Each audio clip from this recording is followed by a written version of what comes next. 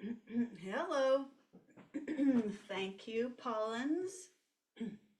We are having some serious, serious pollen. I am very grateful for the rain we had this morning that kind of calmed things down a little bit.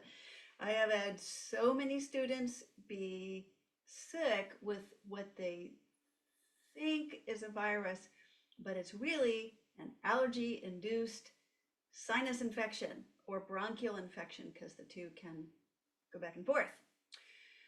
Uh, so take care of yourself, do your preventive measures, singers, um, sinus irrigation, uh, allergy nasal spray, antihistamine nasal spray. Oh, let me resume my little thing so I don't accidentally run out of time. Allergy nasal spray, and which like an antihistamine nasal spray. Yes, you can take Flonase or some other nasal steroid, but do know that a nasal steroid does a different thing from the antihistamine. The nasal steroid helps reduce inflammation, which can be good if you already are congested and you have a bunch of inflammation that is, or you're getting the threatening congestion, you're feeling the mucus buildup, and the allergy reactions are causing inflammation in your sinus area and your sinus passages that's not allowing the congestion to drain, then you're going to end up with a sinus infection. So you want to, that's what the Flonase kind of stuff would be for, the nasal steroids. That's going to help reduce the inflammation, which will then help relieve the congestion. But the antihistamine spray up your nose is what's going to help prevent the reaction in the first place as much as possible. If you live in an area like I live in, you might need to take an oral antihistamine in addition to the spray, the antihistamine nasal spray. Right now, it is crazy. It like feels out of control. People who have don't have allergies. I don't have allergies. Guess what, sister or brother? You moved to this region. Doesn't matter if you have allergies or not. The pollen and histamine overload in this region is so intense that you can have terrible, terrible allergic reactions even if you don't have allergies, okay? All right, so do your prevention. Make sure you're also, if you're taking an oral antihistamine, make sure you're drinking a little bit extra water. If you are taking any type of decongestant, which is completely legit if you are trying to fight off the, even preventively, taking a light decongestant like one of the pseudoephedrine red pills to try to help not let the gunk get too built up during this peak season. I am a doctor, as you know. I am a doctor, but I'm not a medical doctor.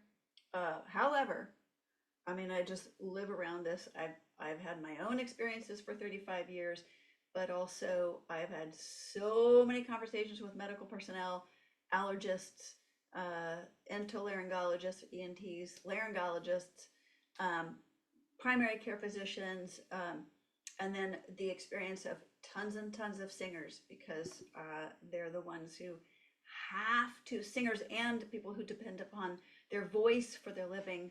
I work with those people and those are my peeps, and it's part of my job to help them stay peak. Okay, today we are going to talk phonation. Phonation. It's Phonation Nation, people. I know, goofy. Okay, so we are going to talk about how the voice is made. We have talked about respiration. We have talked about inhale and exhale, cause and effect, that the things that happen sequentially that cause the inhale, then the things that happen sequentially that cause the exhale. We have talked about the structure of the respiratory system. This is in past stuff, right? So I want you to go back and review that for, now you can learn this stuff that I'm going to teach you today, but you should absolutely go back and listen to those teachings if you haven't already, because it's got to all come together. You got to kind of understand it all. At some point, you got to bring the modular pieces together to understand the full system. And then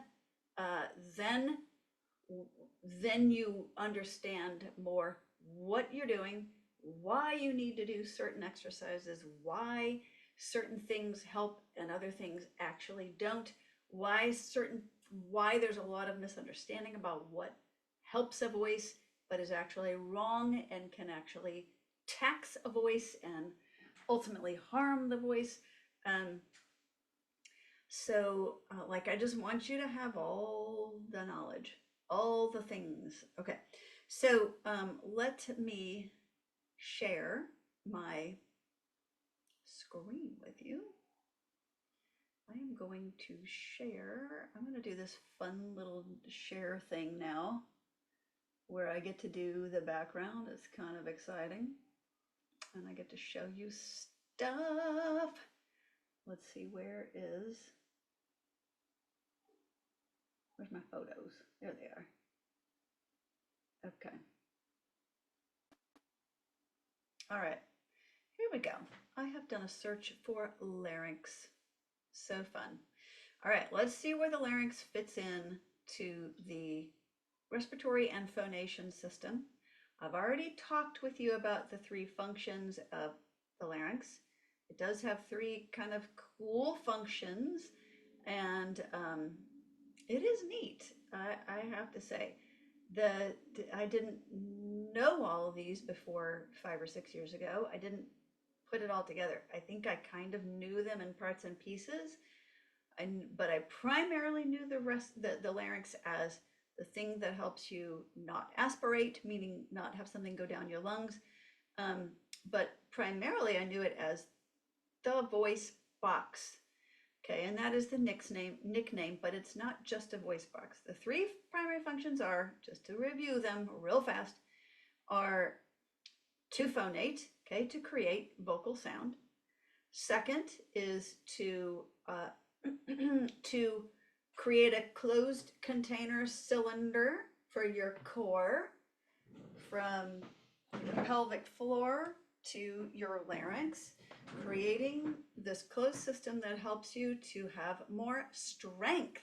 So when they say to bear down on something, whether it's childbirth or whether it's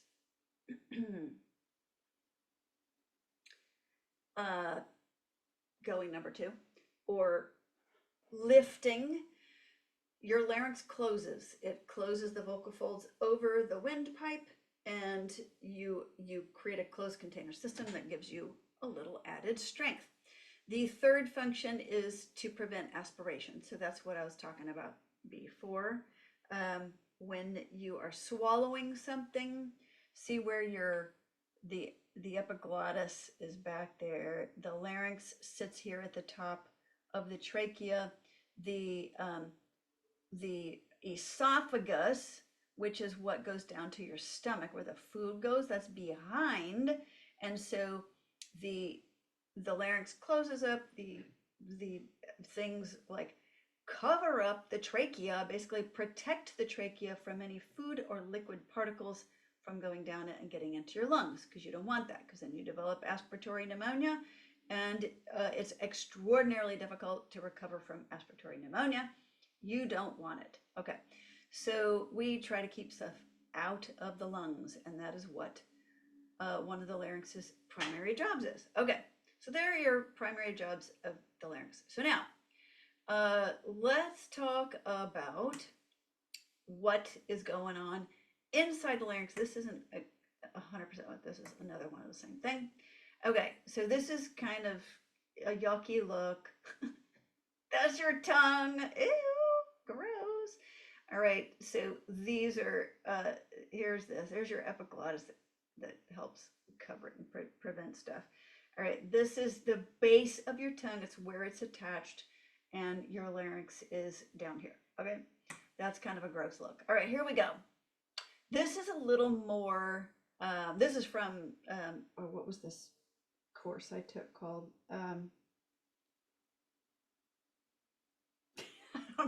Something about the science of voice.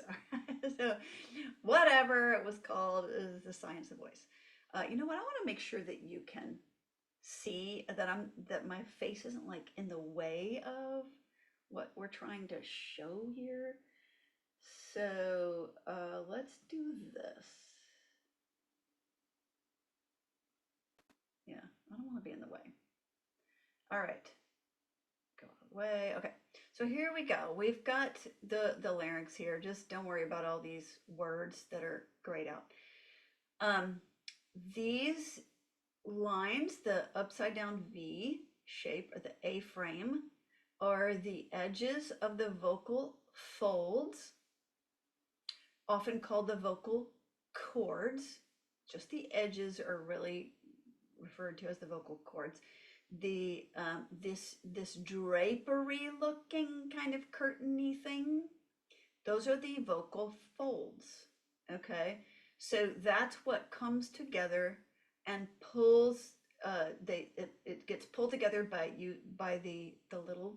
Let's not get super technical. By the little muscles in the larynx that pull that elongate and elongate the vocal cords and pull the vocal folds together like a curtain, zipped up the middle. Right, so that's what creates both the closed container for lifting and bearing down. It creates the protection of the trachea from any particles, and it creates the scenario under which compressed air is able to burst forth into glorious day and into glorious sound, and create sound waves. All right, so let's keep going. Let's not worry about that. Okay. Like I said, don't worry too much about all these fancy names. All right, this is from the back. You can look at these later. This is the front. You've got the thyroid cartilage all around it. And the thyroid gland is kind of hugs the front of it. Again, don't worry. I just looked up larynx. I've got all this stuff for the larynx. All right, we're gonna talk about what I got this whole collection. I like this one. Okay, let's pull this guy up there. In fact, I think that I have this isolated. I do. Here it is. Okay. Woo, here we go. Now we're cooking with gas. Okay, so this is the, we've got, you saw a lot of the stuff. Epiglottis tongue would be up here. Thyroid cartilage is hugging all around here. These are your vocal folds, all right, that slant down like this. The vocal cords, the edges. The top is ligament. The bottom side is muscular muscular tissue, and then you have more cartilage down here. Okay, but like this is ligament on the edge and at the top, and what creates that cord effect. And then down here is more like that there's muscles that help things have its muscle tissue. It doesn't function exactly like muscle like we're used to it. I don't know if you can see me right now, but like, like my bicep is flexing right now. But it does function as muscle. Muscles have two states of being. One is contracted, one is relaxed. So it does do that kind of thing. But what happens is, let me see if let me get this up here. Nope. Sorry, hold on a second.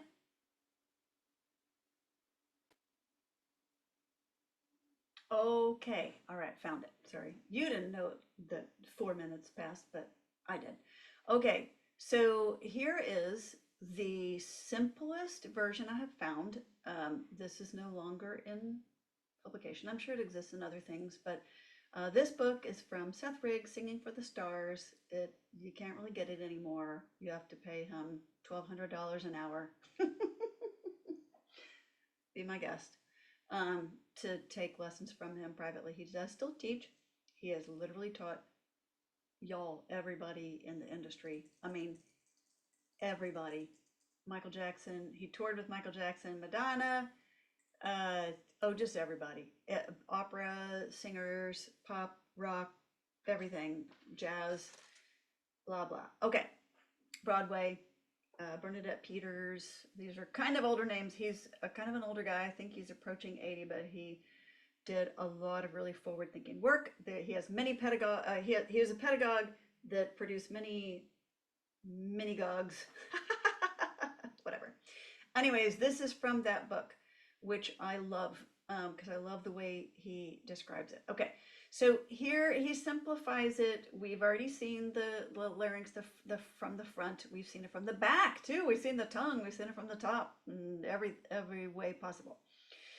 So this is where we saw the root of the tongue, right? If you recall that. So there are our vocal cords and the vocal folds. They look slightly different from the picture we saw before, but that's okay. You get the idea, hopefully. You can go back and look at that because this is a video. Isn't that handy dandy? So there's not a striped thing sideways. This is looking down through the open vocal folds and down as if you're looking down into the trachea, which has kind of strata. Okay, now here we go. This is where the larynx sits. I can't get this to expand. There we go. This is where the larynx sits. The vocal folds sit on top of the trachea, which is where the air comes up from your lungs. It goes where the air goes down to your lungs and comes up from your lungs. So now let's talk about how voice happens. You've got kind of the roadmap here of where things happen. This is how your voice is created. We have spaces up here, sinus cavities. That's the spaces. Your voice also resonates on bone. It's resonance is where the air waves, sound waves vibrate, where they bounce around, pick up different tonalities, etc. But when you talk about resonance, that's what's happening. Well, we're going to get to that. Okay. All right. So the lungs. I don't know where the songs was. The lungs, as we have already learned in the past, sit on top of the diaphragm. So if we could draw the diaphragm muscle in underneath the lungs, we would. So we could, but I'm not going to stop to do that right now. So the lungs, as you recall, are not muscular tissue. They are responsive tissue. They're an organ of accommodation, I guess you could call them, and they will take up whatever space they're given. So the diaphragm, which I'm not sure why I left this off this picture, but we're gonna see it work in like what it does in just a minute. The diaphragm would be pushing up on the lungs and sending air through the vocal cords / vocal folds inside the larynx, because the brain says to the body, hey, it is time to make some noise, right? Let's do this. Let's sing, let's talk, let's laugh, whatever it is. The larynx then pulls those vocal cord edges together, thus pulling the vocal folds over the top of the trachea. And I'm going to give this to you. Stop sharing for just a second.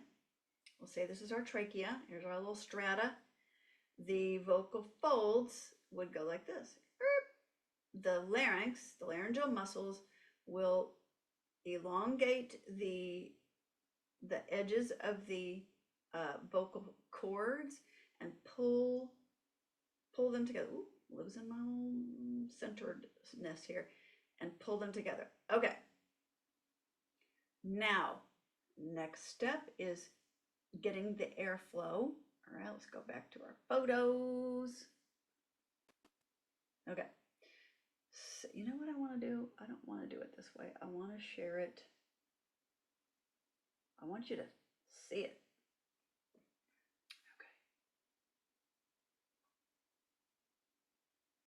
Okay. Okay. Hopefully you can see this whole thing. Good. All right. So you've got this, all right. Now you have your vocal folds closed over the top of the trachea. And remember, here they're sitting right over this little, your trachea, your windpipe. Your diaphragm is going to press up on the lungs and send air through the vocal cords / folds. All right. Here's what happens. This, and we're going to go from top to bottom. So the diaphragm is going to send up air from the lungs, and these dark dots represent compressed air. So air starts to gather here under the closed folds. Here are the cord edges. All right, and there's the folds. It's got that shape that we've already seen. Here's your trachea. The air is coming up, and it starts to gather there, and it becomes condensed. This is all happening in like a millisecond. It's really fast and super tiny too, which is why you need a microscope camera to be able to see what's going on here. Stick the scope down your throat.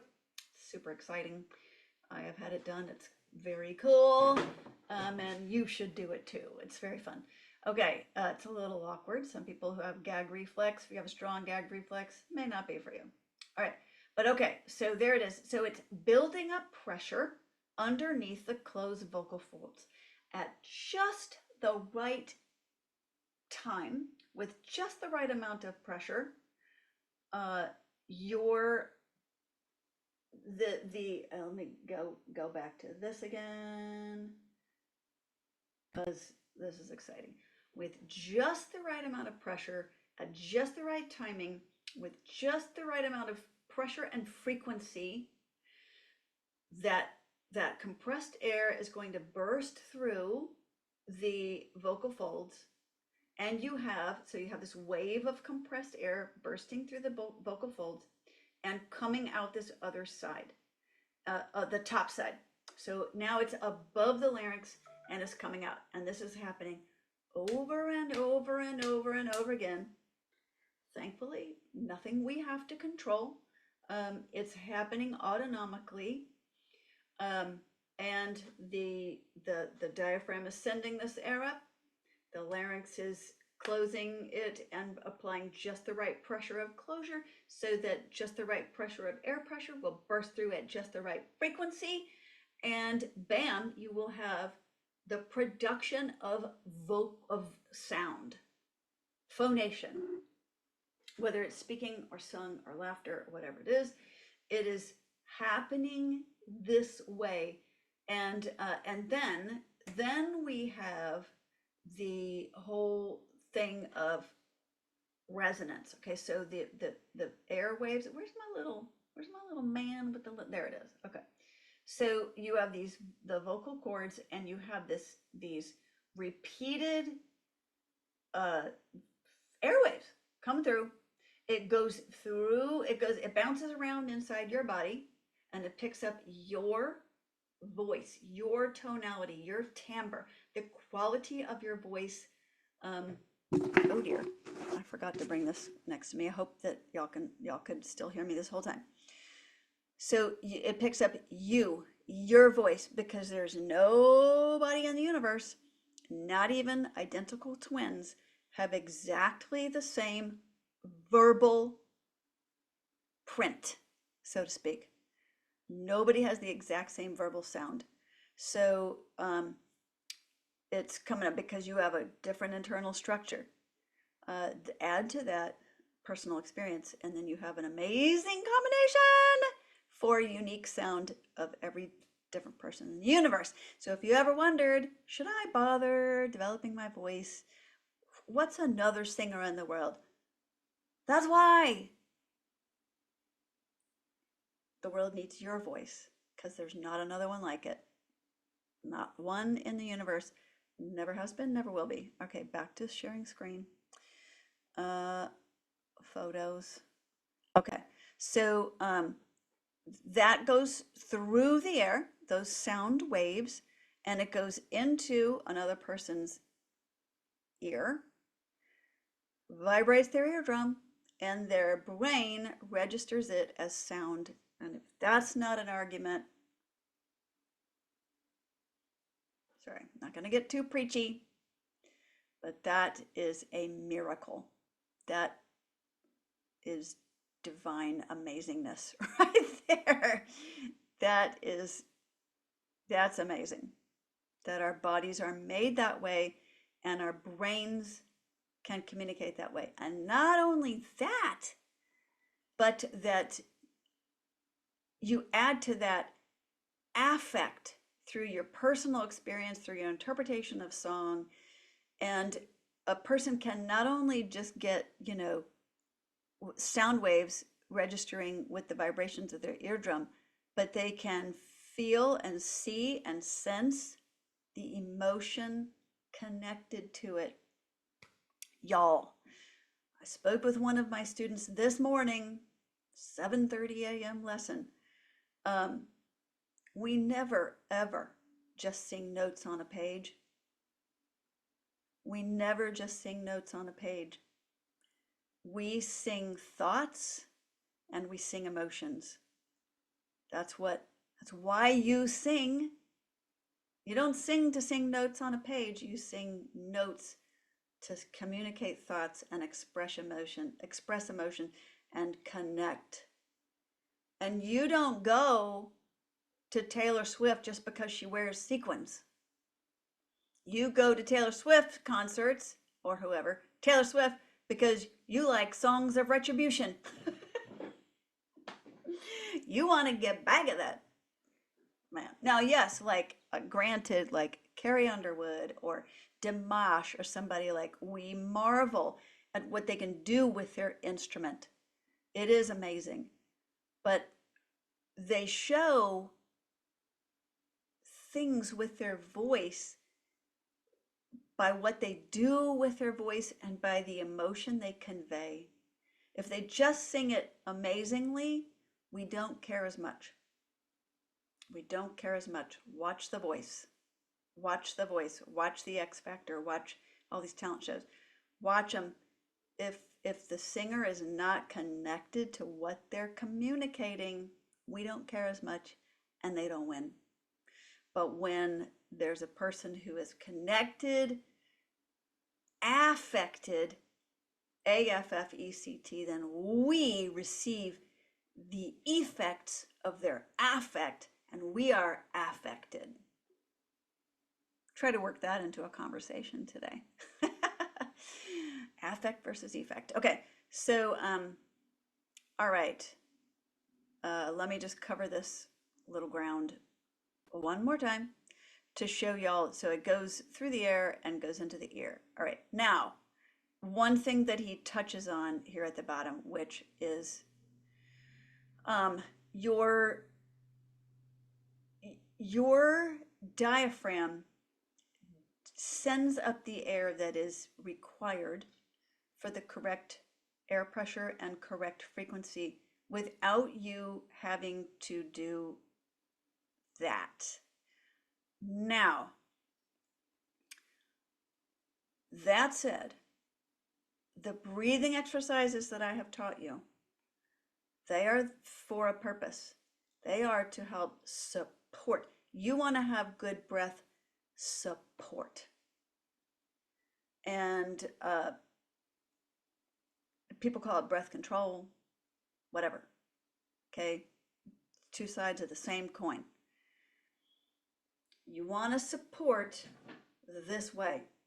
That's why I teach the broken down method that Jeannie Diva gives, that I learned from Margaret Riddleberger, one of the queens of the 19th century.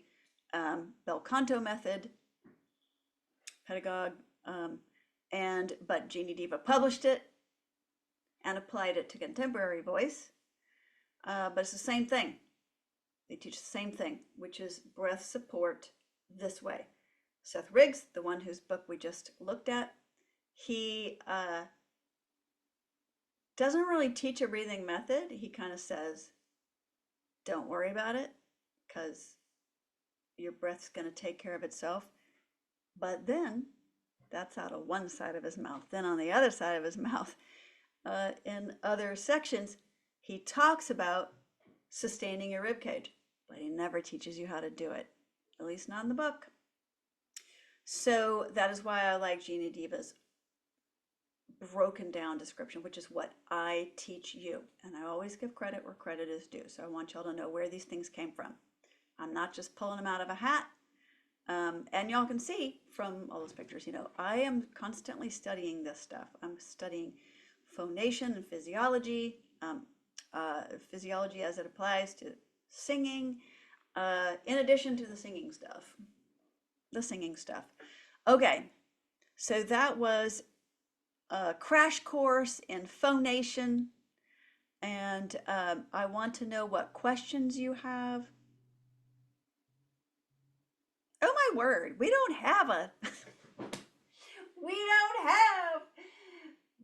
have a group session today. That's why nobody's here. Duh, it's the 5th Tuesday of the month. I even told us all that last week. I even told myself that a couple days ago. That's your coach. She is out of her mind. She's out of her mind. But she loves you, so she showed up and taught about phonation. So it's a bonus. I've probably taught it before because I didn't pull up my 10 by 10 matrix, teaching matrix today. So this was a bonus. Next week will be week 1, a core training, and that'll be fun. We are going to build upon all this, and we are going to start applying the breathing exercise number 3, which I hope you are starting to work your way into. If not, go back and watch those videos. Get yourself going on the breathing exercises. Start with 1. Do not progress to 2 until 1 is understood, felt like that you understand it and you get it. Then go to number 2. And Lord have mercy on you if you try to progress to number 3 before you really have acquired number 2. The goals of number 2 are to build the muscle for expanding the rib cage and sustaining rib cage expansion. The second is to learn what it feels like to isolate the diaphragm and the movement for breath isolated, because we use that in singing. And although, like I said, Seth Riggs does not specifically teach that, he teaches it out of one side of the mouth. He just doesn't tell you how to do it. Tells you to do it without telling you how to do it. At least in that book. I never forked over $1,200 to take lessons from him. I did take lessons from one of his students. That's all. Send me your questions. Send me your questions. Send me your questions. Quanda week, Q&A week, is the 2nd week of every month. And the What's in Your Way week is the 4th week of every month. Send me your topics. Send me your questions. Y'all, I want you to tell me what you want me to teach you, okay? I mean, I've got all my little lessons. I've got all the things. I could talk for hours on end about just about any topic, but I want to know what you need and what you want. I also want to know if you're getting all the emails. Please let me know if you're getting all the emails. You should be getting module emails, and you should be getting on Fridays. You should be getting your reminder to go do a weekly check-in item. You should be getting reminders on Fridays for that weekly check-in, and you should be getting reminders on Sundays for our Tuesday session and a reminder 1 or 2 hours before our group session. That's why I didn't get one today, because today isn't one, I think. Uh, and yes, but send me your questions for Quanta Week and for What's in Your Way Week. Okay. God bless you. Have a great week and keep singing.